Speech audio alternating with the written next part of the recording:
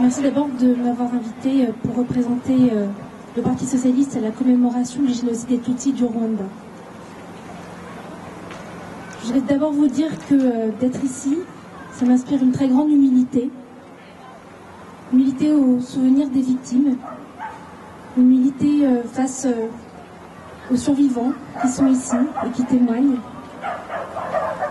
Une humilité aussi d'être aux côtés des associations qui travaillent à la mémoire et à la résilience, et à côté de tous ceux qui sont ici pour témoigner, pour affirmer leur solidarité et s'engager pour la dignité humaine et contre le racisme, qui est le terreau de ces tragédies.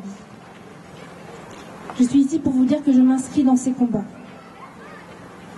Parce que oui, bien sûr, l'avenir, puisqu'il faut aussi regarder vers l'avenir, il ne peut se faire, il ne peut se construire qu'avec les forces et les efforts de tous, dans un dialogue permanent. Et à ce titre, et cela a été rappelé déjà par les intervenants précédents, mais à ce titre, il y a plusieurs enjeux qui me semblent essentiels. Il y a d'abord la justice.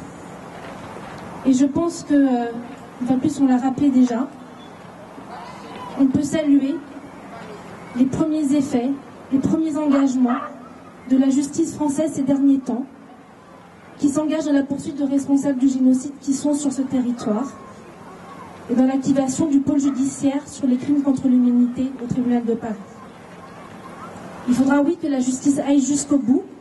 Il y a encore du chemin, mais les premières pierres sont posées. Il y a aussi la question du lieu de mémoire, qui est essentielle pour l'appropriation collective. Et je suis pour ma part favorable à la matérialisation d'un lieu à Paris, en mémoire du génocide de 1994. Et vous pourrez compter sur moi pour soutenir les démarches qui iront dans ce sens. Les préparatifs pour la 20e commémoration pourraient être l'occasion de provisions fortes, comme par exemple la reprise d'un comité conjoint d'historiens. Mais surtout, et avant tout, il faudra aussi que ce soit l'occasion de mesures fortes de sensibilisation du public, et en particulier des jeunes générations qui n'ont pas connu 1994. Enfin, je voudrais terminer sur un sujet qui me tient particulièrement à cœur, c'est celui de l'histoire et de l'éducation. Il y a déjà un travail formidable qui est fait, par exemple pour la formation des enseignants du secondaire, avec la Fondation pour la mémoire de la Shoah, tout comme des initiatives d'Ibuka, par exemple, également dans le dialogue des mémoires. Il faudra aussi aller plus loin, ouvrir les archives et permettre une écriture commune et apaisée de l'histoire. Voilà quelques exemples sur lesquels nous pouvons agir ensemble dans les mois qui viennent, et vous pourrez compter sur mon engagement indéfectible et à travers moi, celui du Parti socialiste. Je vous remercie.